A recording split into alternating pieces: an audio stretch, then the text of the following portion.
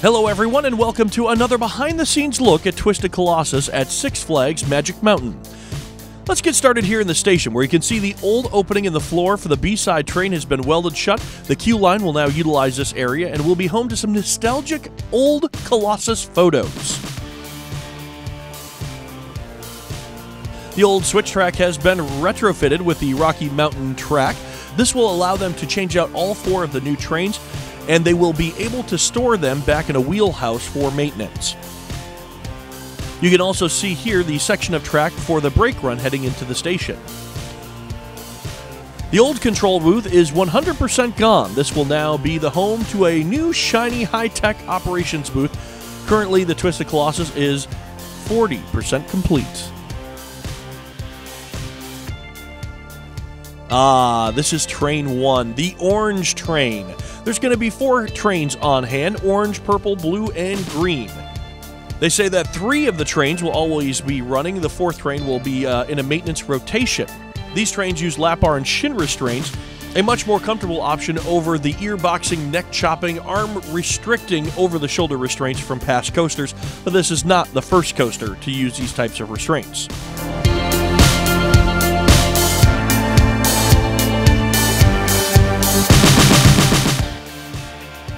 This area of construction is known as the staging area. This is where most of the preparation for the coaster takes place. Here you can see the liner for the chain guide, the drive motors, motor mounts, and heavy plates that will be used for the construction, or the counterweights for the lift hill chain. The crew is busy working on the lift hill, getting all the components installed that are needed for the lift chain to be installed. The lift motors are here, but they are waiting for the frames to be installed to the lift hill. The section before the lift hill is all prepped and ready for headers to be installed. The brake run before the second lift hill is installed and will be the important to the timing of the trains for the racing purposes. This will also be a safe evacuation point for the coaster as well. This low section of land will be the lowest point of the coaster. It will dip down into the hole and hop up and over to the turnaround section before your second lap begins. This is the exit section for the High Five. All the old track has been removed and is now awaiting installation of headers. This section of track had to be built up to avoid going into an old part of where Colossus would dip down into the ground to make the drops even steeper. Now it will avoid these drops because it's no longer needed to maintain speed.